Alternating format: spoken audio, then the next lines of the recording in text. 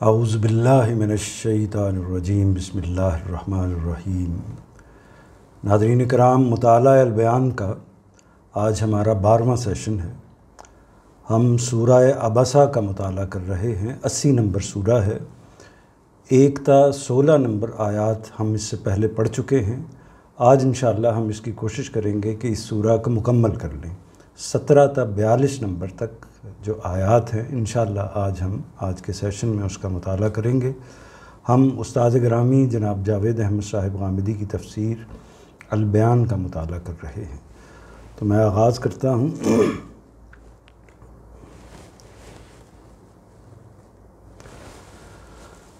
اعوذ باللہ من الشیطان الرجیم بسم اللہ الرحمن الرحیم۔ قتل الانسان ما اکفرہ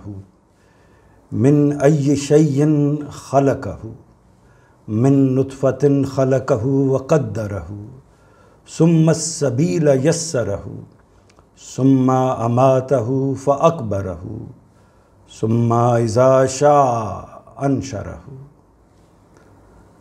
برا ہوا انسان کا یہ کیسا ناشکرا ہے، کیا یہ نہیں جانتا کہ خدا نے کس چیز سے اسے بنایا ہے؟ پانی کی ایک بوند سے اسے بنایا ہے، پھر اس کی تقدیر ٹھہرائی ہے، پھر زندگی کی راہ اس کے لیے ہموار کی ہے، پھر اسے موت دی، پھر قبر میں رکھوایا ہے۔ پھر کیا مشکل ہے، وہ جب چاہے گا اسے دوبارہ اٹھا کھڑا کرے گا۔ متن اور اس کا ترجمہ آپ کے سامنے آ گیا۔ کچھ مانوس الفاظ دیکھ لیجئے، ان کا فائدہ یہ ہوتا ہے کہ جب آپ قرآن مجید کی تلاوت کر رہے ہوتے ہیں تو انس کی وجہ سے ان کا کچھ نہ کچھ مفہوم آپ تک پہنچ جاتا ہے۔ قتلہ اس لفظ سے آپ واقف ہیں اور یہ قتل کے مفہوم میں عام طور پر استعمال ہوتا ہے، لیکن یہ محاورہ جب اس طریقے سے قرآن مجید میں استعمال ہوا ہے، قتل الانسان ہو، ناس ہو انسان کا، برا ہو انسان کا، یہ اس معنی میں محاورہ کے طور پر استعمال ہوا ہے۔ اسی طرح انسان کے لفظ سے آپ واقف ہیں، کفر کے اکفرہ جس میں یہ لفظ استعمال ہوا ہے اس سے آپ واقف ہیں، من ای شیء میں شے سے آپ واقف ہیں، خلقہ سے آپ واقف ہیں، نطفے کے لفظ کو بھی آپ نے اردو میں سنا ہوگا۔ اسی طرح پھر خلقہ کا لفظ آیا ہے، پھر فقدرہ کا لفظ آیا ہے، تقدیر کا مفہوم اسی سے نکلا ہے۔ ثم السبیل، سبیل کہتے ہیں راستے کو، تو اس لفظ سے بھی آپ واقف ہیں۔ اور پھر جو ہے اماتہ، موت کا جو لفظ ہے اس سے آپ واقف ہیں، قبر کے لفظ سے آپ واقف ہیں۔ پھر اسی طرح اذا شاء جو ہے وہ انشاءاللہ میں جو لفظ ہم استعمال کرتے ہیں اس سے آپ واقف ہیں۔ تو بیشتر الفاظ وہ ہیں جن سے آپ پہلے سے واقف ہیں یا ان کی کسی دوسری شکل سے آپ واقف ہیں۔ تو اس لیے یہ آپ کو پڑھتے ہی اندازہ ہو گیا ہوگا قرآن مجید کا متن کہ یہ اس میں سے بہت سا حصہ ہے جس کا آپ مفہوم کسی حد تک سمجھ سکتے ہیں۔ اس میں مشکل الفاظ میں جو اردو کے مشکل الفاظ اس نوعیت کے آپ کے سامنے نہیں ہیں کہ کوئی اس کو میں واضح کر سکوں، اگر کوئی چیز ہوئی تو آپ پوچھ بھی سکتے ہیں۔ اب اس کے حواشی کی طرف اور اس کے مفہوم کی طرف آتے ہیں، جتنا حصہ ہم نے تلاوت کر لیا ہے۔ برا ہو انسان کا یہ کیسا ناشکرا ہے، کیا یہ نہیں جانتا کہ خدا نے کس چیز سے اسے بنایا ہے؟ یہ ظاہر ہے کہ جو سائن آف ایکسکلیمیشن جس کو ہم کہتے ہیں، جس میں اظہار تعجب کے لیے یہ جو سائن آتا ہے، اس کا مطلب یہ ہے جو استاد گرامی نے یہاں لگایا ہے ترجمے کے اندر، اس کا مطلب یہ ہے کہ یہ اصل میں اظہار تعجب کا ایک جملہ ہے، افسوس کا ایک جملہ ہے کہ برا ہو انسان کا یہ کیسا ناشکرا ہے، کیا یہ نہیں جانتا کہ خدا نے کس چیز سے اسے بنایا ہے؟ یہ ظاہر ہے کہ سوال برائے سوال نہیں ہے تو سوال کا انداز، لیکن بعض اوقات ہم سوال کو سوال کے لیے نہیں پوچھتے بلکہ اتمام حجت کے لیے پوچھ رہے ہوتے ہیں۔ یعنی وہ ایسا سوال ہوتا ہے جس کو دوسرا شخص جس سے پوچھا جا رہا ہے اس کو وہ پوری طرح جانتا ہوتا ہے، اس کے جواب کو۔ کیا یہ نہیں جانتا کہ خدا نے کس چیز سے اسے بنایا ہے؟ پانی کی ایک بوند سے، یعنی کتنی حقیر ترین چیز ہے جس سے انسان کو ایک بنایا ہے۔ انسان کی تخلیق کی ہے، پانی کی ایک حقیر بوند سے اسے بنایا ہے، پھر اس کی تقدیر ٹھہرائی، یعنی اس کا استقرار کیا، اس کی تقدیر ٹھہرائی، پھر زندگی کی راہ اس کے لیے ہموار کی ہے، پھر اسے موت دی، پھر قبر میں رکھوایا ہے، پھر کیا مشکل ہے، وہ جب چاہے گا اسے دوبارہ اٹھا کھڑا کرے گا۔ مطلب یہ ہے کہ تم لوگ، ظاہر ہے کہ اس کے مخاطبین اصلاً قریش مکہ ہے جو نبی کریم صلی اللہ علیہ وسلم کے مخاطبین تھے، تو ان سے مخاطب ہو کر کہا جا رہا ہے کہ تم لوگوں کا برا ہو، تم کیوں اس بات کا انکار کر رہے ہو، اور در حقیقت تو تم جانتے ہو جو ساری صورتحال ہے، تو پھر اس بات کا کیوں انکار کر رہے ہو کہ قیامت نہیں ہوگی؟ تم اس بات کو کیوں نہیں مان رہے کہ قیامت بہرحال واقع ہو کر رہنی ہے، اور جو پیغمبر بات کر رہا ہے اس بات میں 100% صداقت ہے، اس میں کوئی غلطی نہیں ہے۔ تو جب تمہیں بھی یہ ایک طریقے سے معلوم ہے اور پیغمبر بھی یہ بات کر رہا ہے، اور پھر تم اپنے وجود پر نگاہ ڈالتے ہو اور اپنے ارد گرد کے لوگوں کو دیکھتے ہو اور اپنے آباء و اجداد کو دیکھتے ہو، تو ساری تاریخ تمہیں معلوم ہو جاتی ہے، تمہیں پتہ چل جاتا ہے کہ تم خود سے خود تخلیق نہیں ہوئے، تم اتفاق سے تخلیق نہیں ہوئے، تمہیں کسی اور طاقت نے نہیں بنایا، تمہیں کوئی قدرت ہے، کوئی اللہ تعالیٰ ہے، کوئی پروردگار ہے جس نے تم کو تخلیق کیا ہے۔ تو تم کو تخلیق کیا گیا ہے، یہ تمہارا مخلوق ہونا تمہارے وجود سے صادر ہوتا ہے۔ پھر تمہیں یہ بھی معلوم ہے، تم اس کا تجربہ کرتے ہو، تمہیں یہ بھی معلوم ہے کہ تمہیں پانی کی ایک بوند سے، ایک نطفے سے تمہیں تخلیق کیا گیا ہے، جس کی کوئی حیثیت نہیں ہوتی، جو محض حقیر ہوتا ہے، جو ضائع ہو جانے والی چیز ہے۔ پانی ارد گرد میں آسمان سے بھی برستا ہے، سمندروں میں بھی ہوتا ہے، بارشوں کی صورت میں بھی ہوتا ہے، دریاؤں نہروں میں بھی ہوتا ہے، تو اس کی جو حیثیت ہے اس سے تم واقف ہو، اس ایک بوند سے تم کو بنایا ہے۔ پھر تمہاری اللہ تعالیٰ نے تقدیر ٹھہرائی ہے، پھر زندگی کی راہ اس کے لیے ہموار کی ہے، یعنی پورا وجود کو تخلیق کیا، اس کی تقدیر ٹھہرائی، پھر اس کے لیے زندگی کے راستوں کو ہموار کیا۔ ظاہر ہے کہ جب انسان دنیا کے اندر آتا ہے تو اس کو اگر وہ دنیا کے اندر ایسے ہی چھوڑ دیا جائے تو شاید وہ چند گھنٹے بھی زندہ نہیں رہ سکتا، تو لیکن اس کے لیے پورا اہتمام اللہ تعالیٰ کرتے ہیں، ماں کا اہتمام، والدین کا اہتمام، اسی طرح ماحول کا اہتمام، معاشرے کا اہتمام، سوسائٹی کا اہتمام، جس کے نتیجے میں وہ پوری زندگی اپنی گزارتا ہے، کھانے پینے کا، سانس لینے کا، ہر چیز کا اہتمام ہے۔ یعنی سورج ہے تو اس کی خدمت کر رہا ہے، چاند ہے تو اس کی خدمت کر رہا ہے، اسی طرح اجرام فلکی ہیں، اسی طرح برسات ہے، باقی جو دنیا کی کائنات کی انفس کی آفاق کی چیزیں ہیں وہ اس کی ایک طریقے سے خدمت میں لگی ہوئی ہیں، اس کو سپورٹ اور اس کو سہولت فراہم کر رہی ہے۔ تو اس کو اللہ تعالیٰ نے اس طریقے سے بنایا کہ پوری زندگی کو اس کی کو ہموار کر دیا ہے۔ پھر بالآخر تم جانتے ہو کہ ایک موقع تمہارے ساتھ ایسا آتا ہے کہ اس پوری زندگی کو گزارنے کے بعد تم پر موت طاری کر دی جاتی ہے، پھر تم کو قبر میں رکھوا دیا جاتا ہے، اور جب قبر میں رکھوا دیا جاتا ہے یہ سارا مرحلہ اللہ تعالیٰ نے کر دیا، کر دینے کے بعد پھر تم یہ کہتے ہو کہ اب آگے کا مرحلہ نہیں ہوتا، یعنی اللہ تعالیٰ نے پہلی تخلیق بھی کر دی، تمہارے لیے زندگی کو آسان بھی کر دیا، اس کو ہموار بھی کر دیا، اور تمہیں ایک طویل زندگی بھی دے دی۔ اس کے بعد پھر تم یہ کہتے ہو کہ اللہ تعالیٰ کیسے تم کو دوبارہ اٹھا سکتا ہے، کیسے تم کو دوبارہ زندہ کر سکتا ہے؟ وہ جب چاہے گا، اس کے لیے کوئی مشکل نہیں ہے، وہ جب چاہے گا تم لوگوں کو دوبارہ اٹھا کھڑا کرے گا۔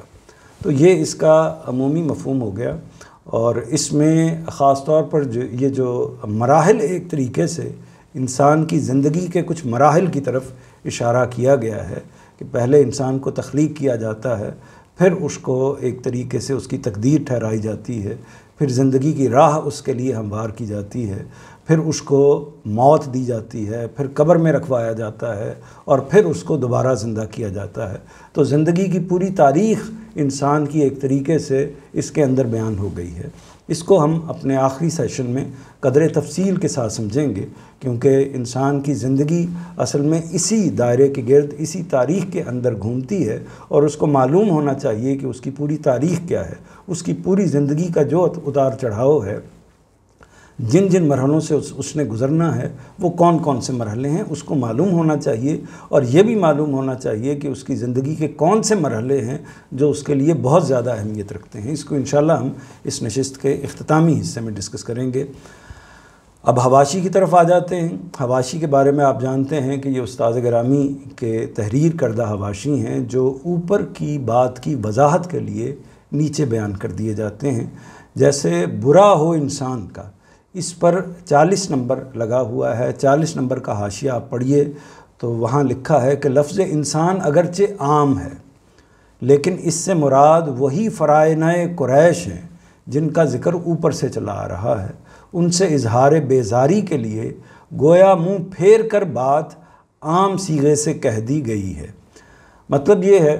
کہ لفظ ظاہر ہے کہ یہاں انسان کا استعمال ہوا ہے، لیکن بالبداہت واضح ہے، پوری طرح واضح ہے کہ یہاں مراد جو ہیں وہ قریش مکہ ہے، کیونکہ نبی کریم صلی اللہ علیہ وسلم جس قوم کے اندر آئے اسی کو اصلاً براہ راست مخاطب کر کے پیغام دیتے ہیں، اور پھر ان کے توسط سے یا اس کا جو دوسرا پہلو ہوتا ہے وہ ہم تک پہنچتا ہے۔ تو جب ان کو مخاطب کیا جا رہا ہے، لیکن یہ دیکھیے کہ لفظ استعمال کیا ہے انسان کا، تو اس میں استاذ نے اس بات کی وضاحت کی ہے کہ اگرچہ اس سے مراد وہی کفار ہیں، وہی قریش کے فرعون ہیں، وہی لوگ ہیں جو نبی کریم صلی اللہ علیہ وسلم کے مقابلے میں اور ان کی بات کے آگے اکڑ کر کھڑے ہوئے ہیں، اس کو مان نہیں رہے، تو لوگ وہی ہیں، لیکن انسان کا لفظ کیوں استعمال کیا گیا ہے؟ اس کا مطلب یہ ہے کہ ایک ناراضی کا اظہار ہے۔ ہم اپنے ہاں بھی اس بات کو استعمال کرتے ہیں کہ کبھی ہم پیار کے ساتھ ایسا نام لیتے ہیں کہ جس میں بہت پیار کا اظہار ہو رہا ہو، اور کبھی ہم اس کا اصل نام لیتے ہیں، اور کبھی ہم اس کو ناراضی کا اظہار کرنے کے لیے کہتے ہیں کہ یہ شخص جو ہے یہ کس طرح کا شخص ہے۔ تو یہ اصل میں جب شخص کا لفظ استعمال کرتے ہوتے ہیں تو اس کا نام ہمیں معلوم ہوتا ہے، اس کی پوری تاریخ ہمیں معلوم ہوتی ہے، لیکن یہ کہہ کر ہم ایک غیریت کا، ایک اجنبیت کا اور اس کے ساتھ ایک بے تعلقی کا اظہار کرتے ہیں۔ تو وہی اصل میں گویا اظہار بیزاری ہے اور منہ پھیر کر بات کی گئی ہے۔ اس سے یہ اندازہ کر سکتے ہیں کہ قرآن مجید کس طریقے سے کلام کرتا ہے، کہ یعنی اس میں زجر بھی ہوتی ہے، توبیخ بھی ہوتی ہے، یعنی ڈانٹ بھی ہوتی ہے، وعید بھی ہوتی ہے، دھمکی بھی ہوتی ہے، گریز بھی ہوتا ہے، ناراضی کا اظہار بھی ہوتا ہے۔ آگے دیکھیے 41 نمبر ہے، یہ کیسا ناشکرہ ہے۔ یہ اسلوب اگر غور کیجئے تو اظہار نفرت اور اظہار تعجب دونوں کا حامل ہے۔ یعنی نفرت کا مطلب یہ ہوتا ہے کہ ایک طریقے سے یہ کہا جائے یہ کیسا ناشکرہ ہے، یہ کیسا بدتینت ہے، یہ کیسی اس کو سب محنتیں ملی ہوئی ہیں اس کے بعد یہ حرکت کر رہا ہے۔ تو یہ ایک اظہار ہے، اس میں نفرت بھی پائی جاتی ہے اور تعجب بھی پایا جاتا ہے۔ تعجب اس پہلو سے کہ اتنی نعمتیں مل کر، ان ساری چیزوں کو جان کر، اس کے باوجود کوئی شخص یہ کہے تو اس کے اندر جب کسی کے ساتھ کسی انسان نے یہ سلوک کیا ہو، اس کے اوپر احسانات کیے ہوں، اس کے ساتھ بہت اچھے تعلق کو نبھایا ہو، تو جب ہم اس کے لیے یہ جملہ بولتے ہیں کہ یہ کیسا ناشکرہ انسان ہے، تو جب یہ جملہ بولتے ہیں تو اس میں ایک طریقے سے نفرت کا اظہار بھی ہوتا ہے، غصے کا اظہار بھی ہوتا ہے، اور ساتھ ساتھ تعجب کا اظہار بھی ہوتا ہے۔ تعجب اس بات پر ہوتا ہے کہ عام طور پر جو انسان کی سرشت ہے، جو انسان کی فطرت ہے، اس میں تو ایسا نہیں ہونا چاہیے تھا۔ جو ایک اچھا انسان ہے، جو ایک سلیم الفطرت انسان ہے، اس کو تو ایسا نہیں کرنا چاہیے۔ تو یہی اسلوب ہے جو اس موقع پر اختیار کیا گیا ہے۔ استاد کہتے ہیں کہ اگر غور کیجئے تو اظہار نفرت اور اظہار تعجب دونوں کا حامل ہے یہ اسلوب۔ آگے دیکھیے کہ خدا نے کس چیز سے اسے بنایا ہے۔ اس میں 42 نمبر نوٹ ہے، اس کو آپ دیکھیے گا۔ یعنی یہ کس غرے میں مبتلا ہے، غرے یعنی غرور میں، گھمنڈ میں، یہ کس کیفیت میں مبتلا ہے،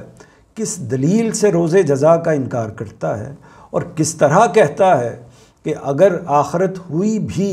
تو وہاں اس کے لیے وہی مراتب ہوں گے جو دنیا میں اسے حاصل ہیں۔ کیا یہ نہیں جانتا کہ اس کے خالق نے اسے کس چیز سے اور کس طرح سے پیدا کیا ہے؟ تو یہ اصل میں جو کفار قریش ہیں وہ اس جگہ پر اظہار کرتے تھے، اس بات کا اظہار کرتے تھے کہ اول تو آخرت ہونی نہیں ہے، اول تو ہم نے اسی دنیا کے اندر ہی مٹی ہو جانا ہے جیسے کہ ہمارے آباء و اجداد ہوئے ہیں، تو اول تو معاملہ یہی ہونا ہے۔ لیکن اگر بفرض محال آخرت کا معاملہ ہوا بھی، اگر ہمیں دوبارہ اٹھنا پڑا بھی، تو جیسے ہمیں اس دنیا میں نعمتیں ملی ہیں، جیسے اس دنیا میں سرداری ملی ہے، جیسے اس دنیا میں حکومت ملی ہے، حشمت ملی ہے، اقتدار ملا ہے، ویسے ہی وہاں بھی ملے گا۔ تو اس لیے اس میں ہمیں کوئی تعجب نہیں ہے، یعنی وہ اس غرے میں، اس غرور میں، اس اعتماد میں مبتلا تھے اور اسی بنا پر اپنے آپ کو سمجھتے تھے، اور اس کے لیے جو طریقے اختیار کرتے تھے وہ وہی کرتے تھے، یعنی اپنی دیویوں کو خوش کرنا، دیوتاؤں کو خوش کرنا، کہ اگر کچھ چھوٹا موٹا معاملہ ہوا بھی تو یہ دیوی، یہ دیوتا، یہ فرشتے جن کی ہم پرستش کرتے ہیں، یہ شیاطین یا یہ بزرگ جو ہیں، یہ ہم کو محفوظ کر لیں گے، ہم کو بچا لیں گے۔ اگر اس طرح کا کوئی معاملہ ہوا بھی، اول تو اس طرح کا کوئی معاملہ ہونے والا نہیں ہے۔ آگے دیکھیے کہ اس کے لیے راہ ہموار کی ہے۔ اس سے مراد وہ رہنمائی اور تیسیر ہے جو محض سے لحد تک زندگی کے تمام نشیب و فراز میں قدرت کی طرف سے انسان کو حاصل ہوتی ہے، جس کو میں نے ابھی بیان کرنے کی کوشش کی ہے کہ وہ رہنمائی اور وہ تیسیر ہے۔ رہنمائی کا مطلب یہ ہے کہ اللہ تعالیٰ انسان کو عقل دیتا ہے، اس کو فطرت دیتا ہے اور اس کو اس کے ارد گرد ماحول دیتا ہے جس کو دیکھ کر وہ آگے بڑھتا ہے۔ بچہ آوازوں کو سن کر سیکھتا ہے، دوسرے لوگوں کی باتوں کو سن کر زبان سیکھتا ہے، دوسرے لوگوں کو کام کرتے ہوئے دیکھ کر کام کو سیکھتا ہے۔ اسی طرح انسان اپنی زندگی کے باقی مراحل کو آگے بڑھاتا ہے۔ تو یہ رہنمائی کا کہ پورے اسباب اللہ تعالیٰ نے اس کی سرشت میں، اس کی فطرت اور اس کی عقل میں دے رکھے ہیں، اور اسی طرح اس کو جو ماحول اس کے خارج میں دیا ہے، یعنی اس کے اعضاء دیے ہیں، اس کو جو مختلف صلاحیتیں دی ہیں مشاہدے کی، دیکھنے کی، سننے کی، بولنے کی، اور اس کے ساتھ ساتھ اس کو والدین دیے ہیں، اس کو اعزاء اقربا دیے ہیں، اس کو ایک ماحول دیا ہے، اور باقی جو کائنات کے اندر کار فرما قوتیں ہیں ان کو جس طریقے سے اس کی خدمت میں لگایا ہے، تو ایک طریقے سے فرمایا ہے کہ ابتدا سے لے کر انتہا تک اس کی زندگی کو ہموار کر دیا ہے۔ اور استاد نے اس کو لکھا ہے کہ محض سے لے کر لحد تک، یعنی اس کو گہوارے سے لے کر، گود سے لے کر، بالکل بچپن کے جھولے سے لے کر اس کو قبر تک پوری طرح اس کی زندگی کو اللہ تعالیٰ نے ہموار کر دیا ہے، اور اس میں جو بھی نشیب و فراز یعنی جو اتار چڑھاؤ آتے ہیں، اس میں قدرت کی طرف سے، اللہ تعالیٰ کی طرف سے انسان کو پوری رہنمائی میسر ہوتی ہے، اور اس کا سامان ارد گرد میں بھی موجود ہوتا ہے۔ 44 نمبر دیکھیے، پھر قبر میں رکھوایا ہے۔ اصل میں لفظ اکبرہ آیا ہے، استاذ امام لکھتے ہیں، استاذ امام امین حسن اصلاحی لکھتے ہیں۔ اس لفظ میں ایک لطیف اشارہ اس بات کی طرف بھی ہے کہ جو مرتا ہے وہ فنا نہیں ہو جاتا، بلکہ قدرت اس کو زمین کی تحویل میں دے دیتی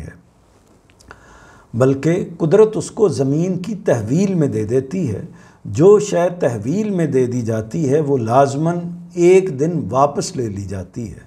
چنانچہ جب وقت آئے گا اللہ تعالیٰ اس امانت کو زمین سے واپس لے لے گا۔ مطلب یہ ہے کہ الفاظ قرآن مجید کے اکبرہ کے جو الفاظ ہیں، رکھوانا یعنی قبر میں رکھوا دینا، محفوظ کروا دینا، تو یہ اس طریقے کے الفاظ ہیں جس سے اس بات کی وضاحت ہوتی ہے کہ قبر میں ایک طریقے سے امانتاً رکھوا دیا ہے، زمین کے سپرد اس جسم کی امانت کر دی گئی ہے، اور جب اللہ تعالیٰ چاہے گا، حکم دے گا، تو وہ اپنی اس امانت کو واپس لے لے گا۔ آگے دیکھیے کہ پھر کیا مشکل ہے، وہ جب چاہے گا اسے دوبارہ کھڑا کرے گا۔ اس میں ہے کہ یہ وہ بدیہی نتیجہ ہے، بدیہی یعنی حتمی، طے شدہ، واقعی یہ بدیہی نتیجہ ہے جس کے لیے اس پیرے کی آیتوں میں ان مراحل کی طرف اشارہ فرمایا ہے جو انسان کی پیدائش، نشو و نما، اس کے بچپن، جوانی اور زوال و فنا میں خدا کی تقدیر، تدبیر اور تیسیر کو نمایاں کرتے، اور اس طرح انسان کی تخلیق میں کار فرما اس کی عظیم قدرت اور عظیم حکمت پر دلالت کرتے ہیں یعنی اس کی دلیل دیتے ہیں، تاکہ مخاطبین پر ان کے غرور کی بے ثباتی بھی واضح ہو جائے، اور اس آئینے میں وہ اس جزا و سزا کو بھی دیکھ لیں جس کے لیے قرآن نے انہیں خبردار کیا ہے۔ تو یہ تھوڑا سا طویل جملہ ہے، لیکن اس کو سمجھ لیجئے، یہ بات اس کے اندر بڑی سادہ اور وضاحت کے ساتھ آ گئی ہے کہ جو یعنی ان آیتوں کے اندر وہ سارے مراحل بیان کر دیے گئے ہیں جو انسان کی زندگی کی ابتدا سے لے کر، یعنی اس کی تخلیق سے لے کر آخر تک یعنی اس کے انجام تک، اس کو دوبارہ کھڑا کرنے تک جتنے بھی مراحل ہیں وہ اس کا ایک خلاصہ ان آیتوں کے اندر آ گیا ہے۔ اور اس کے اندر زندگی کے اندر جو اس نے جتنے بھی معاملات کرنے ہیں، اس کی نشو و نما ہے، اس کا بچپن ہے، اس کی جوانی ہے، اور باقی جو کچھ بھی چیزیں ہیں وہ اس کے اندر موجود ہیں۔ پھر جو اس کی تقدیر ہے، یعنی جو اس کا مقدر ہے، جو اس کے بارے میں باتیں اللہ تعالیٰ نے ٹھہرا دی ہوئی ہیں، مثال کے طور پر اس کی شکل کیا ہوگی، اس کی صورت کیا ہوگی، اس کے اسی طرح جو یہ کن والدین کے ہاں ہوگا، یہ کس دنیا میں یا کس زمانے میں اور یہ کس علاقے میں اس کو بھیجا جائے گا، اسی طرح اس کی عمر کیا ہوگی، اس کو کیا صلاحیتیں دی جائیں گی، یہ ساری کی ساری چیزیں اللہ تعالیٰ ٹھہرا کر فیصلہ کر کے انسان کو اس دنیا میں بھیجتے ہیں۔ اور اسی طرح اس کی تدبیر بھی، جو انسان نے تدبیر جو عقل اور تجربے سے سیکھ کر استعمال کرنا ہوتا ہے، اور جو اللہ تعالیٰ کی طرف سے اس کو کچھ رہنمائی حاصل ہوتی ہے، اس کو بھی پورے طریقے سے واضح کر دیا ہے کہ جو انسان اللہ تعالیٰ کی رہنمائی حاصل کرنا چاہے اس کو وہ رہنمائی ملتی بھی ہے، اور جو اس سے گریز کرنا چاہے بالآخر اللہ تعالیٰ پھر اپنی رہنمائی کو اس سے پیچھے ہٹا لیتے ہیں۔ اسی طرح تیسیر بھی، یعنی سہولت اور آسانی بھی، یہ تینوں الفاظ کی میں نے وضاحت کر دی ہے۔ اور ان کے جو غرور کی بے ثباتی ہے، تو جو مخاطبین ہیں یا جو اس دنیا کے لوگ بھی اصل میں قیامت کو دوبارہ اٹھنے کو نہیں مانتے، تو در حقیقت وہ اپنے خاص غرور میں، گھمنڈ میں مبتلا ہوتے ہیں۔ تو اس کے نتیجے میں اور اسی کی بنا پر وہ اپنی ساری سرکشیاں اور اس نوعیت کے سارے کارنامے انجام دیتے ہیں۔ تو اس تناظر میں آپ یہ دیکھیں کہ یہ جو حصہ ہے پورے کا پورا انسان کی زندگی کی پوری تاریخ کو بیان کر رہا ہے۔ آگے بڑھتے ہیں، کوئی اس میں سوال ہے تو آپ پوچھ سکتے ہیں، ورنہ میں آگے بڑھتا ہوں۔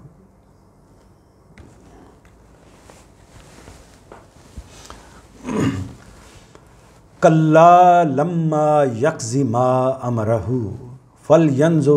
فَلْيَنظُرِ الْإِنسَانُ إِلَىٰ طَعَامِهِ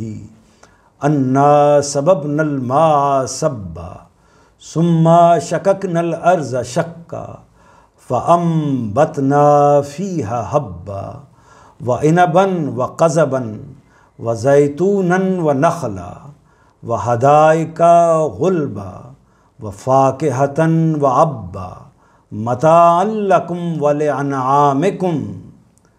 ہرگز نہیں، اسے چھوڑ نہیں دیا جائے گا۔ اس کے پروردگار نے جو اسے فرمایا ہے وہ اس نے ابھی تک پورا نہیں کیا ہے۔ اسے دلیل چاہیے تو یہ انسان ذرا اپنا کھانا ہی دیکھ لے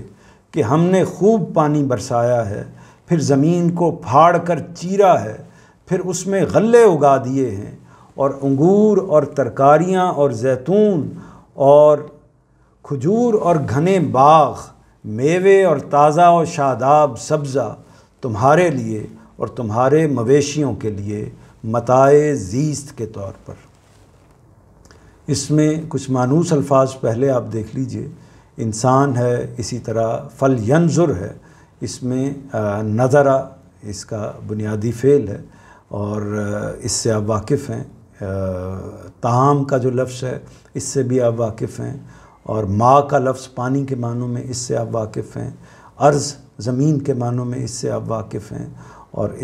اسی طرح عنب انگور کو کہتے ہیں، زیتون کے لفظ سے آپ واقف ہیں، اور فاکہہ پھل کو کہتے ہیں، متاع سامان کو کہتے ہیں، انعام تو یہ انعام ہے، وَلِأَنْعَامِكُمْ، تو دو الفاظ آپ کی لغت میں اسی طریقے کے ہوں گے۔ آپ کی جو ویکیبلری ہے اس کے اندر ایک انعام ہے اور ایک انعام ہے۔ انعام تو اس سے آپ سب واقف ہیں، اس کو کہتے ہیں کہ جو آپ کو نعمت ملتی ہے اللہ کی طرف سے یا اس دنیا میں کوئی انعام ملتا ہے، اور انعام جو ہے وہ مویشیوں کو، چوپایوں کو کہتے ہیں۔ یہ انعام اور انعام کے اس فرق کو ضرور ذہن میں رکھنا چاہیے۔ دوسری طرف دیکھیے گا کہ جو الفاظ اردو کے ہیں اس میں ترکاریوں کا لفظ ہے جو سبزی کے معنی میں عام استعمال ہوتا ہے، اور تازہ و شاداب یعنی سرسبز و شاداب، یعنی جس میں شادابی ہوتی ہے، جس میں ہرا بھرا پن ہوتا ہے، سبزہ ہوتا ہے، اور اسی طرح متاع زیست کہتے ہیں، زیست کہتے ہیں زندگی کو، متاع زیست کہتے ہیں زندگی کا سامان، سامان زیست۔ اب اس کے مفہوم کی طرف چلتے ہیں۔ ہرگز نہیں، اسے چھوڑ نہیں دیا جائے گا۔ اس کے پروردگار نے جو اسے فرمایا ہے وہ اس نے ابھی تک پورا نہیں کیا ہے۔ اسے دلیل چاہیے تو یہ انسان ذرا اپنا کھانا ہی دیکھ لے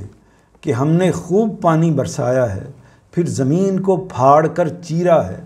پھر اس میں غلے اگا دیے ہیں، اور انگور اور ترکاریاں اور زیتون اور کھجور اور گھنے باغ، میوے اور تازہ و شاداب سبزہ تمہارے لیے اور تمہارے مویشیوں کے لیے متاع زیست کے طور پر۔ یہ ظاہر ہے کہ اوپر جس نشو و نما کو بیان کیا گیا ہے اور اس کی ایک تفصیل کر دی ہے کہ کیسے اللہ تعالیٰ نے انسان کو اس زندگی کے اوپر اس زمین کے اوپر اس کی زندگی کو ہموار کیا ہے۔ اوپر جیسے بیان کیا تھا کہ اللہ تعالیٰ نے تیسیر کی ہے، اس کی زندگی کو ہموار کیا ہے، تو اس کی ایک مثال دی ہے کہ کیسے اللہ تعالیٰ آسمان سے پانی برساتا ہے، پھر زمین کو پھاڑتا ہے، پھر اس میں غلے اگاتا ہے، پھر اس میں انگور نکلتے ہیں، سبزیاں نکلتی ہیں، پھل نکلتے ہیں، اور اس طرح مویشیوں کے لیے چارہ نکلتا ہے جن سے تم پھر دودھ اور گوشت اور اس نوعیت کی چیزیں حاصل کرتے ہو۔ تو کھانے کا جتنا بھی تمہارا سامان ہے وہ سارے کا سارا تو اسی کا مرہون منت ہے، اور اسی کے بلبوتے پر، اسی کھانے کے بلبوتے پر تم اپنی زندگی کو آگے کے سفر کو آگے بڑھاتے ہو، اسی کے بلبوتے پر تم آگے جیتے ہو، زندگی گزارتے ہو، اور جو کچھ بھی کرتے ہو اسی خوراک کی بیس پر کرتے ہو۔ جب واقعہ یہ ہے تو تمہیں اس دلیل کو سمجھنا چاہیے، اس بات کو سمجھنا چاہیے کہ یہ سارا اہتمام تمہاری نشو و نما کا کس نے کیا ہے؟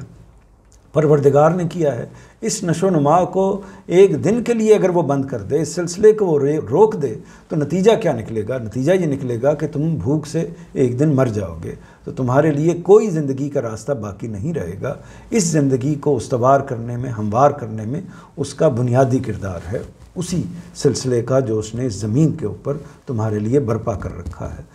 اس کے حواشی دیکھ لیجئے جو اسے فرمایا ہے۔ مطلب یہ ہے کہ اس کی فطرت میں اپنی ربوبیت کے اعتراف اور ایک روز جزا پر ایمان کا جو فرمان ودیت کیا اور نبیوں کے ذریعے سے جس کی یاد دہانی فرمائی ہے، یہ وہی اعتراف ہے جو انسان اس سے پہلے کر چکا ہے، جس کا وہ برملا اظہار بھی کر چکا ہے، اور جو انسان کی فطرت کے اندر موجود ہے۔ برملا اظہار اس نے عہد الست کی صورت میں کیا، اور اس کی فطرت کے اندر یہ اس کا ادراک موجود ہے کہ وہ بہرحال اس کی ایک روز جزا اس کے لیے آنا چاہیے، ایک اس کا حساب کتاب ہونا چاہیے، اور بالآخر اس کو اس دنیا سے جانا ہی جانا ہے۔ تو یہ وہ چیزیں ہیں کہ جو انسان ذرا اپنی فطرت پر غور کرے اور اپنی عقل کو ارد گرد کی چیزوں کی طرف دیکھ کر، اور جو کچھ بھی تاریخ کے اندر ہو رہا ہے اس کی طرف دیکھ کر وہ اپنی عقل کو استعمال کرتے ہوئے غور کرے، تو وہ ان ساری چیزوں کو پہچان سکتا ہے۔ اور پھر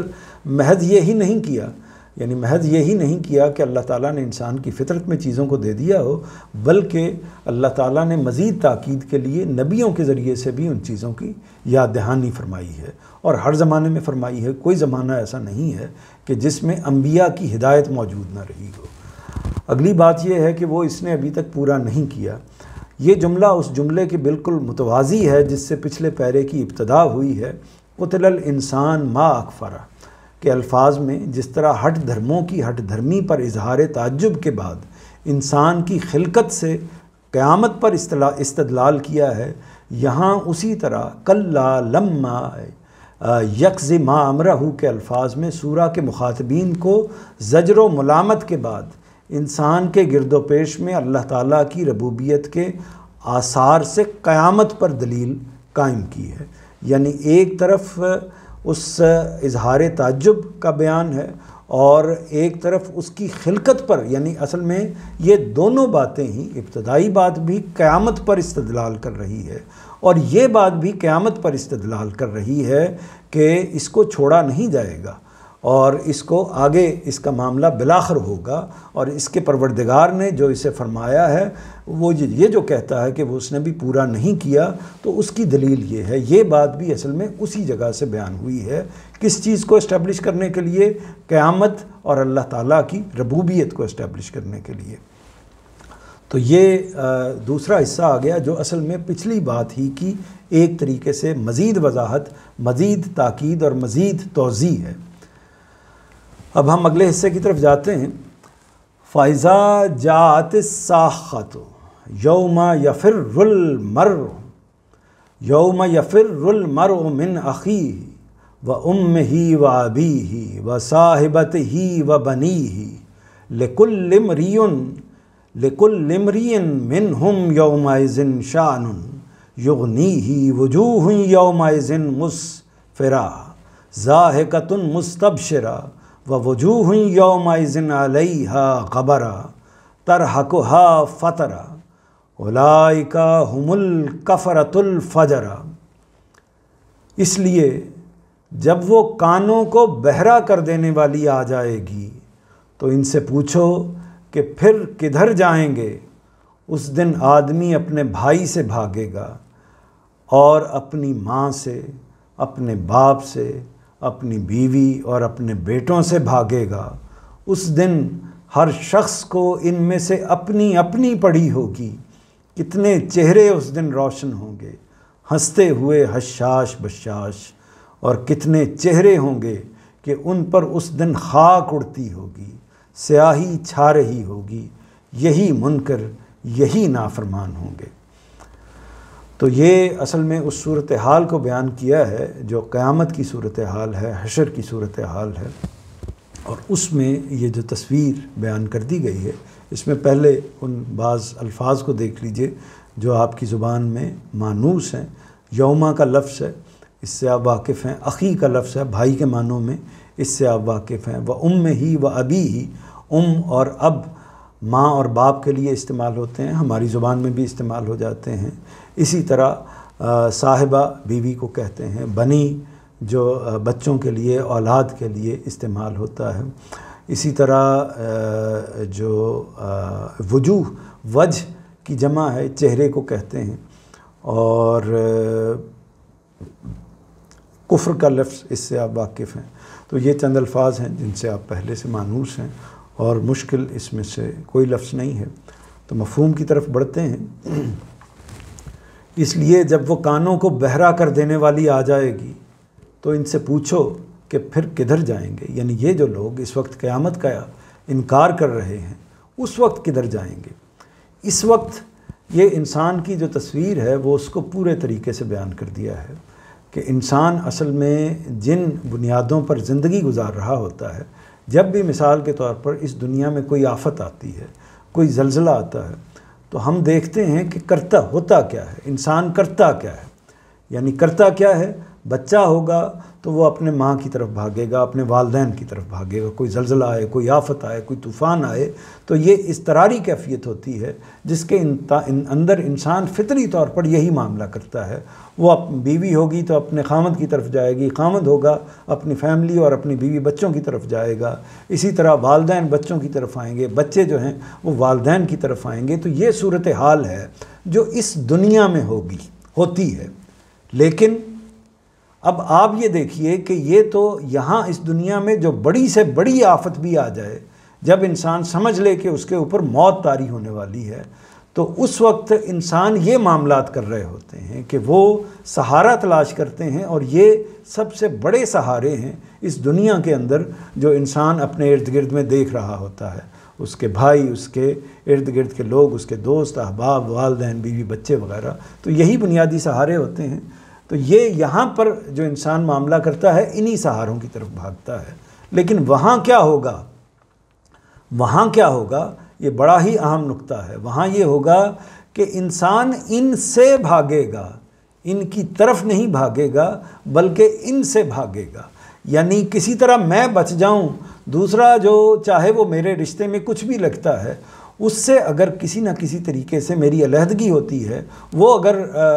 اس کے کھاتے میں نظر آ رہا ہے کہ اس کے کھاتے میں کوئی جہنم کا فیصلہ ہے یا برائیاں لکھ دی گئی ہیں، تو یا ایسا نہ ہو کہ کہیں اس کی جو زیادتیاں ہیں یا غلطیاں ہیں میرے کھاتے میں پڑ جائیں اس رشتے کی وجہ سے، تو یہ خوف طاری ہو جائے گا۔ تو صورتحال یہ واقع ہوگی کہ ایسا نہیں ہوگا کہ انسان ایک دوسرے کی طرف بھاگ رہے ہوں گے، بلکہ انسان ایک دوسرے سے بھاگ رہے ہوں گے کہ کہیں ایسا نہ ہو کہ دوسرے کا بوجھ مجھے اٹھانا پڑ جائے۔ اور پھر اس میں یہ پہلو بھی ہوگا کہ انسان ظاہر ہے کہ اگر اس کے ساتھ جرائم وابستہ ہوں گے تو وہ پھر شرم اور اس نوعیت کی جو صورتحال ہے وہ اس کے سامنے ہوگی کہ میں کیسے فیس کروں، کیسے ان لوگوں کو فیس کروں جن کے سامنے میں اپنی نیک نامی کا اظہار کرتا رہا ہوں، جن کے سامنے میں بڑا ایماندار، میں بڑا پاک باز، میں پارسا بنتا رہا ہوں، ان کو کیسے فیس کروں گا۔ یہ پہلو بھی ہے، لیکن بنیادی پہلو جو اصل میں ہے وہ یہی ہے کہ یہاں انسان اپنے بیوی بچوں، اپنے خاندان، فیملی کے ساتھ کیا رویہ اختیار کرتا ہے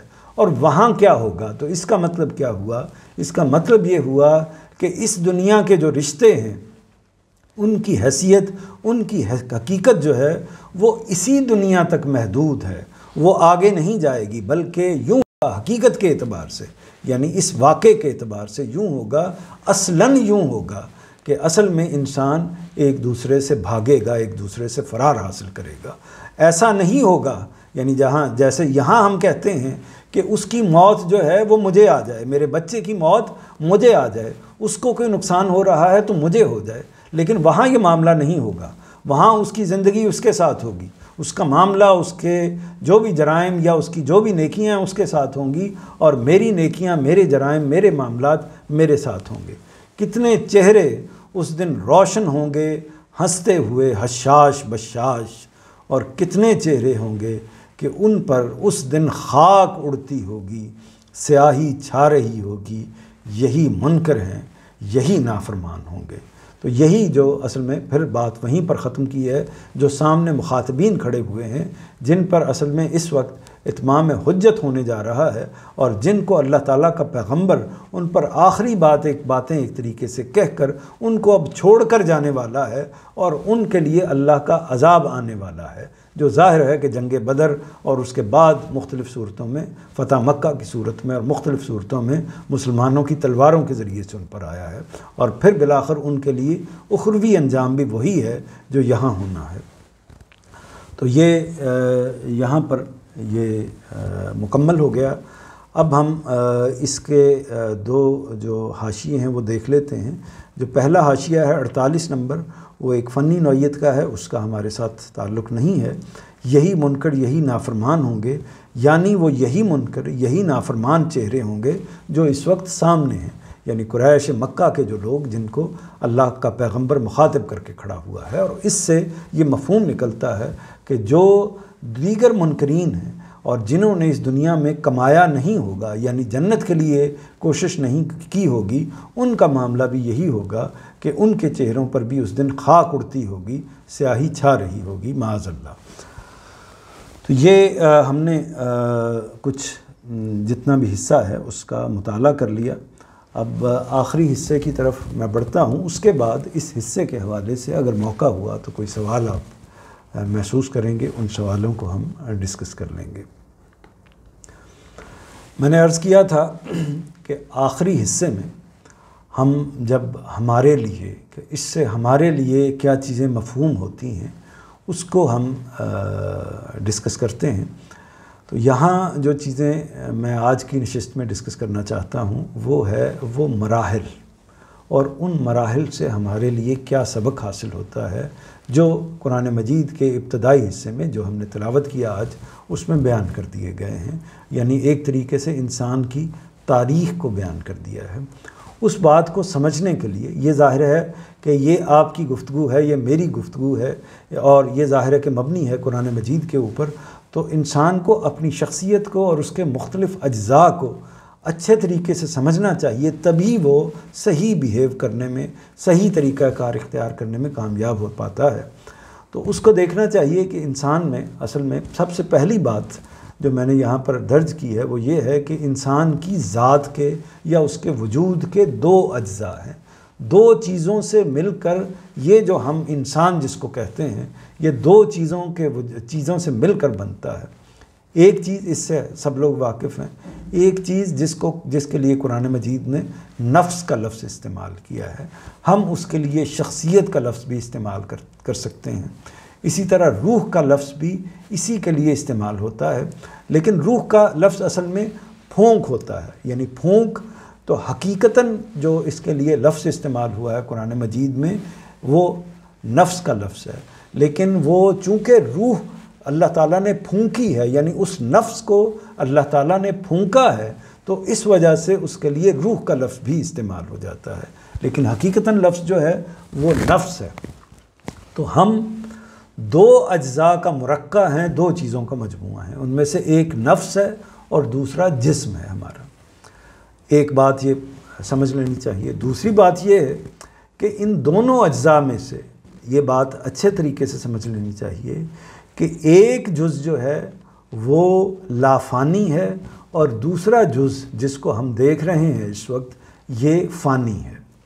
فانی کا مطلب یہ ہوتا ہے کہ یہ ختم ہو جانے والا ہے، یعنی یہ اس کی زندگی محدود ہے، اور ایک جز جو ہے وہ لافانی ہے، یعنی اس پر موت طاری نہیں ہونی۔ تو ایک جز کے اوپر موت طاری ہونی ہے، دوسرے جز کے اوپر موت طاری نہیں ہونی، اس نے زندہ رہنا ہے۔ کس جو وجود ہے جس نے زندہ رہنا ہے وہ ہے نفس یا روح کہہ لیں یا شخصیت کہہ لیں، اس نے زندہ رہنا ہے، اور جو جسم ہے انسان کا اس کو موت واقع ہونی ہے۔ اچھا، اس میں بھی یہ بات بھی اچھے طریقے سے سمجھ لیجئے کہ حقیقت میں جب ہم ان دونوں اجزاء کو دیکھتے ہیں تو اس کو سمجھنا چاہیے کہ عمل کون کرتا ہے۔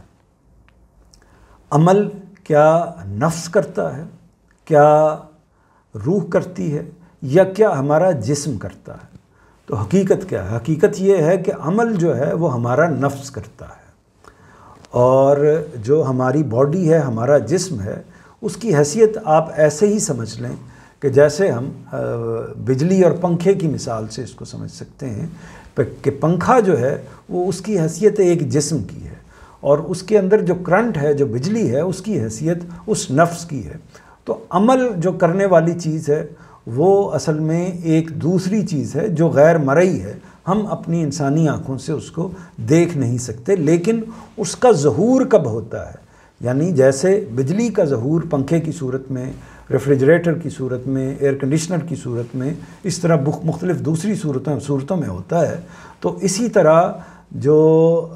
یہ جو نفس ہے اس کا جو ظہور ہے یہ ہمارے جسم کی صورت میں، کبھی بچے کے جسم کی صورت میں، کبھی بڑے کے جسم کی صورت میں، کبھی نر کے جسم کی صورت میں، کبھی مادہ کے جسم کی صورت میں، تو ان مختلف صورتوں میں ہوتا ہے، لیکن پیچھے جو روح ہے وہ ایک ہی طرح کی ہوتی ہے، یعنی ایک نفس ہوتا ہے۔ اچھا، اس میں یہ بات بھی واضح رہنی چاہیے کہ تذکیر و تانیث کا جو تعلق ہے وہ حقیقتاً روح کے ساتھ متعلق اس طریقے سے نہیں ہوتا، اس کا تعلق اصل میں جنس کا تعلق ہے وہ اصل میں جسم ہی کے ساتھ متعلق ہوتا ہے۔ تو یہ کچھ معلومات کی نوعیت کی چیزیں ہیں جو میرا خیال ہے کہ جن سے آپ پہلے سے واقف ہوں گے، اگر پہلے سے واقف ہیں تو آپ کے سامنے ان کا اعادہ ہو گیا آپ کی ذاتی زندگی یا ذاتی وجود سے متعلق۔ تو میں نے عرض کیا کہ دوسرا نقطہ یہ ہے کہ ایک جز لافانی ہے اور دوسرا جز فانی ہے۔ پھر ایک اور چیز بھی دیکھ لیجئے، وہ یہ ہے کہ قرآن مجید کی سری نصوص ہیں، یعنی قرآن مجید کی واضح آیات ہیں جس میں قرآن مجید نے بتایا ہے کہ انسان کو اپنی پورے جو ٹینیور ہے، پوری جو اس کی تاریخ ہے، اس کے اندر 2 موتیں ملیں گی اور 2 زندگیاں ملیں گی، یعنی 2 دفعہ انسان کے اوپر اس کی پوری تاریخ کے اندر 2 مرتبہ اس کے اوپر موت طاری ہوگی اور 2 مرتبہ اس کے اوپر زندگی طاری ہوگی۔ اس کو ہم ان آیات میں دیکھ لیتے ہیں۔ یہ بعض لوگوں کے لیے تعجب کی بات ہو سکتی ہے، یہ سورہ بقرہ کی آیت ہے، کیف تکفرون باللہ وکنتم امواتا، یعنی تم کیسے اللہ تعالیٰ کا انکار کرتے ہو جبکہ تم موت میں تھے، وکنتم امواتا، تم پر موت طاری تھی، فاحیاکم، پھر ہم نے آپ کو زندہ کیا، یعنی ایک موت اور پھر ایک زندگی ہو گئی، ثم یمیتکم، پھر ہم تم کو زندہ کریں گے، پھر تم کو ہم موت دیں گے، ثم یحییکم، پھر تم کو ہم زندہ کریں گے، ثم الیہ ترجعون، پھر تم لوٹائے جاؤ گے اسی کی طرف۔ اسی طرح دوسری جو آیت ہے سورہ مومن کی، اس میں واضح طور پر الفاظ استعمال کیے ہیں، قالوا ربنا امتنا اثنتین واحییتنا اثنتین فاعترفنا بذنوبنا فہل الی خروج من سبیل۔ یہ سورہ مومن کی 11 نمبر آیت ہے۔ وہ کہیں گے کہ اے ہمارے رب، تو نے ہم کو 2 بار موت دی اور 2 بار زندگی دی، تو ہم نے اپنے گناہوں کا اقرار کر لیا۔ تو یہاں بھی اصل میں 2 بار موت اور 2 بار زندگی، یعنی قیامت کے موقع پر کفار جو ہیں وہ یہ بات کہیں گے۔ تو ظاہر ہے کہ وہ وہاں پر تو کوئی غلط بات بیان نہیں کی جا سکتی، اور قرآن مجید نے اس کی تردید بھی نہیں فرمائی، تو قرآن مجید ہی کا یہ بیان ہے۔ تو انسان کو 2 زندگیاں اور 2 موتیں ملیں گی، تو اس کو ہم بیان کر دیتے ہیں کہ ان زندگیوں اور ان موتوں کی نوعیت کیا ہوگی۔ تو اس کا اگر ہم مرحلہ دیکھیں، انسان کی تاریخ کے مختلف مراحل کو دیکھیں، تو وہ اس طریقے سے ہیں کہ سب سے پہلے تو انسان کو اللہ تعالیٰ نے تخلیق کیا، تمام نفوس کو تخلیق کیا ہے، یعنی جتنے بھی انسان آج سے پہلے دنیا کے اندر آ چکے ہوئے ہیں، حضرت آدم علیہ السلام سے لے کر آج تک، اور آئندہ قیامت تک جتنے بھی انسان اس دنیا میں آئیں گے، سب لوگوں کو اللہ تعالیٰ نے اس موقع پر تخلیق کیا ہے۔ ایک ہی موقع پر تخلیق کیا ہے، یا جس بھی طریقے سے تخلیق کیا ہے وہ اس دنیا میں آنے سے پہلے تخلیق کر دیے گئے ہیں۔ تو اللہ تعالیٰ نے سب انسانوں کو تخلیق کیا، تخلیق کرنے کے بعد ان کو جس جگہ پر بھی رکھا، وہ اپنے پاس کوئی جگہ ہو سکتی ہے، یا اسی دنیا کی ہو سکتا ہے کوئی جگہ ہو، یا کائنات کا کوئی اور حصہ ہو، جہاں ان نفوس کو، یعنی ان روحوں کو، ان شخصیات کو اللہ تعالیٰ نے وہاں پر رکھ دیا، ان کو جسم ابھی عطا نہیں کیا گیا۔ اور اس موقع پر ہم سب سے، پرانے لوگوں سے بھی، آج کے لوگوں سے بھی، اور آنے والے لوگوں سے بھی، اللہ تعالیٰ نے ہم سب سے عہد لیا، یعنی الستو بربکم، اللہ تعالیٰ نے ہم سب سے یہ پوچھا کہ کیا میں تمہارا پروردگار نہیں ہوں؟ اس موقع پر سب لوگوں نے، ظاہر ہے کہ انکار نہیں کیا جا سکتا تھا، پروردگار سامنے موجود تھے، تو سب انسانوں نے یہ کہا کہ یقیناً، قالوا بھلا، یقیناً آپ ہمارے پروردگار ہیں۔ تو یہ اللہ تعالیٰ نے عہد لیا، اور اس کے بعد اسی موقع پر فرمایا کہ میں پھر یہ پوری ایک طریقے سے انسان کی تاریخ بتا دی کہ میں آپ کو بھیجوں گا اس دنیا کے اندر، اور جو اس میں کامیاب ہوں گے ان کے لیے پھر ایک دوسری دنیا میں بساؤں گا۔ تو یہ ایک اس موقع پر اللہ تعالیٰ کی طرف سے ارشاد۔ تو یہ جو عہد الست ہے، یہ ہماری سرشت کے اندر، ہماری فطرت کے اندر، ہماری وجود کے اندر موجود ہے۔ ہم اس کو پوری طرح جانتے ہیں، ایسے ہی جانتے ہیں کہ جیسے مثال کے طور پر جب کوئی بچہ پیدا ہوتا ہے تو وہ بچہ، اس کا اتنا شعور نہیں ہوتا کہ وہ یہ جان سکے کہ میں کس شخصیت کے ہاں سے، کس ماں کے وجود سے میں تولد ہو رہا ہوں، تو وہ اس کو نہیں، یعنی اس سے اگر پوچھا جائے تو وہ اس کو وہ واقعہ یاد نہیں ہوتا، اس کے دماغ سے، اس کے ذہن سے محو ہو جاتا ہے، اگرچہ وہ سارا معاملہ وہ دیکھ رہا ہوتا ہے۔ تو لیکن اس کی یاد میں کہیں نہ کہیں یہ موجود ہوتا ہے، چونکہ اس نے اس واقعے کو دیکھا ہوا ہوتا ہے۔ تو اسی طرح یا محسوس کیا ہوا ہوتا ہے، تو اسی طرح انسان کے ساتھ بھی جو اللہ تعالیٰ نے یہ عہد کیا ہے، تو یہ بھی اس کی نفسیات میں اور اس کی روح کے اندر اور اس کی شخصیت کے اندر پوری طرح، اس کے نفس کے اندر پوری طرح موجود ہے۔ تو اسی وجہ سے، اور اسی طرح اللہ تعالیٰ نے جو ہدایات دی ہیں انسان کی فطرت کے اندر کہ سچ سے محبت ہونی چاہیے، سچ کو ترجیح دینی چاہیے، جھوٹ سے اور غلط بات سے نفرت ہونی چاہیے، اسی طرح ظلم نہیں ہونا چاہیے، انسان کے اندر ہمدردی اور انسانیت ہونی چاہیے، تو یہ تمام کی تمام اعلیٰ اقدار ہیں۔ یہ کہاں سے آ گئی ہیں؟ یہ خود بخود تو پیدا نہیں ہو گئی، تو یہ اللہ تعالیٰ نے انسان کے اندر ودیت کر دی ہوئی ہے، اور انہی کے اوپر پھر شریعت کھڑی ہوتی ہے، انہی کے اوپر سوسائٹی کھڑی ہوتی ہے۔ تو یہ پہلے سے انسان کے اندر موجود ہیں، اس لیے اس کو یہ بالکل ٹھیک لگتی ہیں۔ تو اسی وجہ سے جب وہ غور کرتا ہے پروردگار کے حوالے سے، تو اس کو یقین آتا ہے کہ میں مخلوق ہوں اور مجھے اللہ تعالیٰ نے تخلیق کیا ہے۔ تو اس میں یہ واضح ہو گیا کہ جب ہماری تخلیق ہوئی ہے تو تخلیق کے بعد ہمارے ساتھ معاملہ کیا ہوا ہے۔ اس کے بعد کیا ہوا ہے؟ اس کے بعد یہ ہوا ہے کہ ہمارے اوپر موت طاری کر دی گئی ہے، یعنی ہمیں سلا دیا گیا ہے۔ اس میں کیا ہوا ہے؟ ہمارے نفس پر نیند طاری کر دی گئی ہے، نیند کی کیفیت طاری کر دی گئی ہے۔ ظاہر ہے کہ کوئی اس میں انسان سوتا ہے، سوتے میں انسان خواب بھی دیکھتا ہے اور اس طرح کے خیالات بھی اس کو آتے ہیں، لیکن وہ کوئی ایکٹیویٹی نہیں کر رہا ہوتا، کوئی عمل۔ یہ اس کو ایک مثال سے سمجھ سکتے ہیں، نیند کی مثال سے۔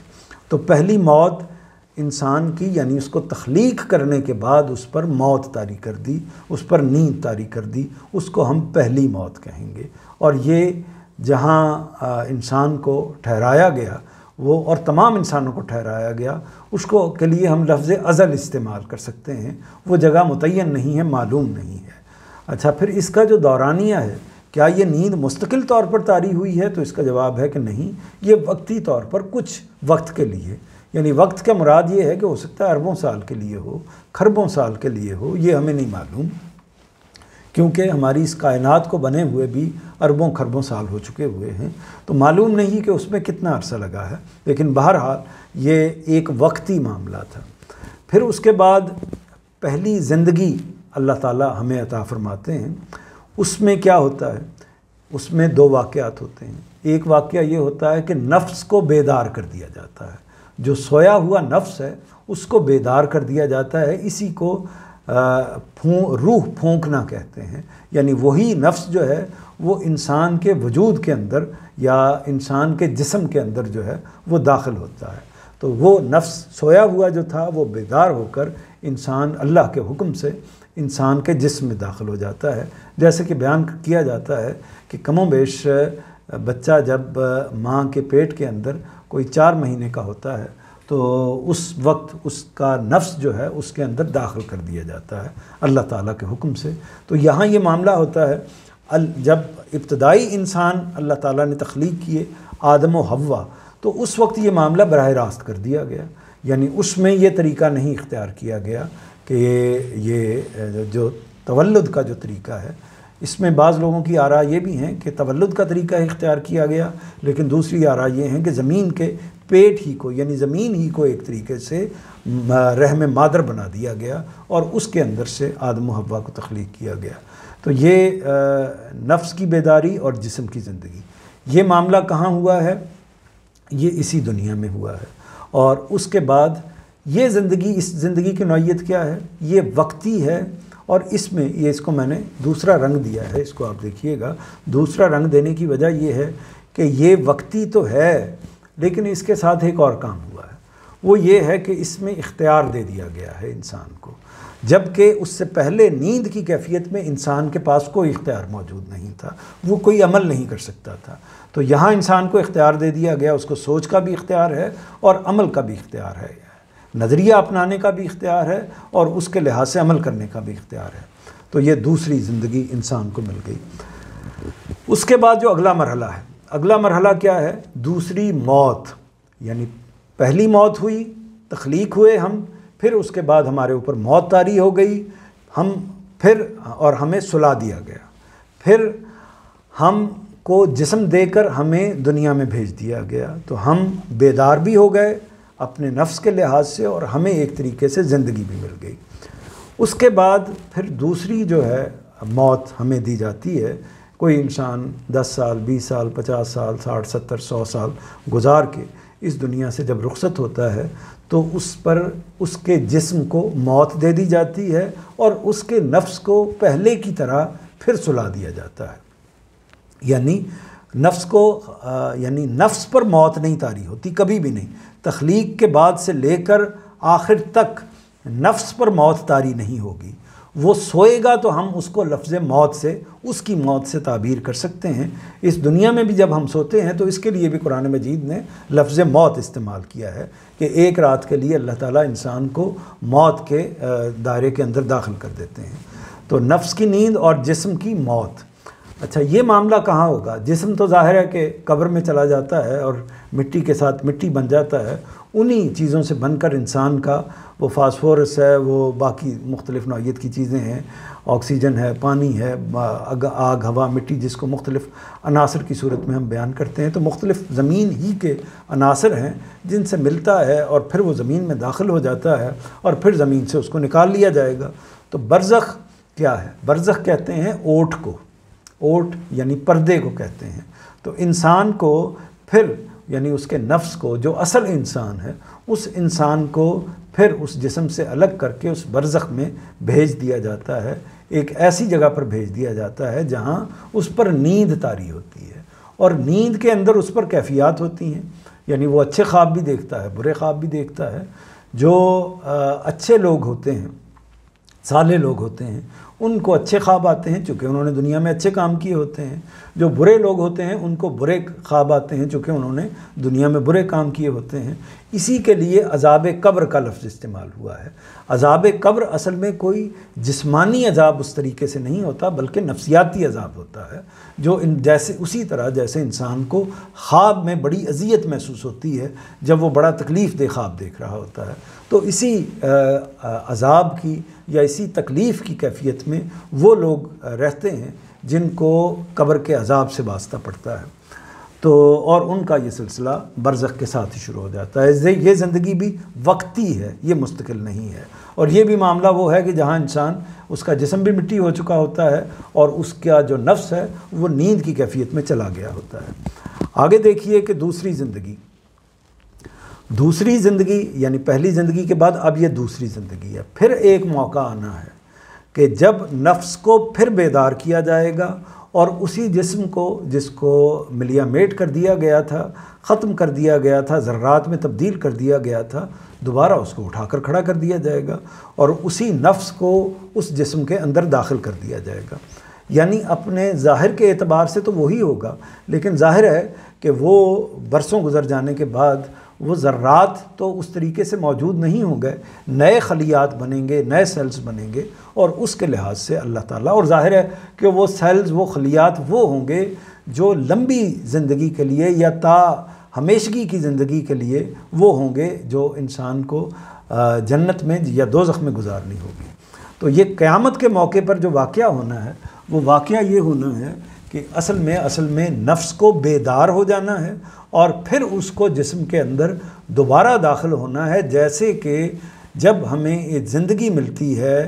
انسان کو اس کی ماں کے پیٹ کے اندر، تو جو زندگی ملتی ہے یہی واقعہ ایک طریقے سے پھر ہوگا، لیکن اس کا پروسیس ڈیفرنٹ ہوگا۔ وہ بھی اللہ کے حکم سے ہوتا ہے، یہ بھی اللہ کے حکم سے ہوگا۔ وہ ایک پانی کی بوند سے ہوتا ہے، یہ اس طریقے سے جو زمین کے مختلف ذرات ہیں وہ جسم بن جائیں گے، اور روح جو پہلے سے موجود ہے یا نفس جو پہلے سے موجود ہے وہ اس کے اندر داخل کر دیا جائے گا۔ اب یہ جو زندگی ہے یہ وقتی نہیں ہے، یہ ابدی ہے، اور اس میں آپ کے پاس کچھ لوگوں کو اختیار حاصل ہوگا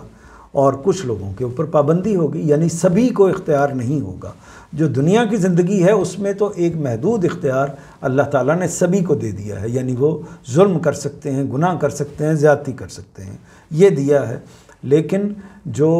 یہ حصہ ہے اس میں ظاہر ہے کہ وہی لوگ منتخب ہوں گے جن کو اللہ تعالیٰ پاکیزہ بنا دیں گے، یعنی اگر ان کے اندر کچھ کمیاں رہ گئی تھیں تو ان کا اللہ تعالیٰ تزکیہ فرمائیں گے، اور تزکیہ فرما کے پھر ان کو جنت میں داخل کریں گے، اور اس کے بعد ان کے اندر کوئی غلاظت، کوئی اس طرح کی چیز باقی نہیں رہے گی۔ جب نہیں باقی رہے گی تو ارادہ و اختیار جتنا مرضی دیا جائے گا کوئی غلطی ان کو سے صادر نہیں ہوگی۔ ویسے ہی معاملہ ہوگا جیسے فرشتوں سے معاملہ ہوتا ہے، وہ اصل میں پاکیزہ نفوس ہوتے ہیں، مزکہ نفوس ہوتے ہیں، تو یہی معاملہ انسانوں کے ساتھ کر دیا جائے گا۔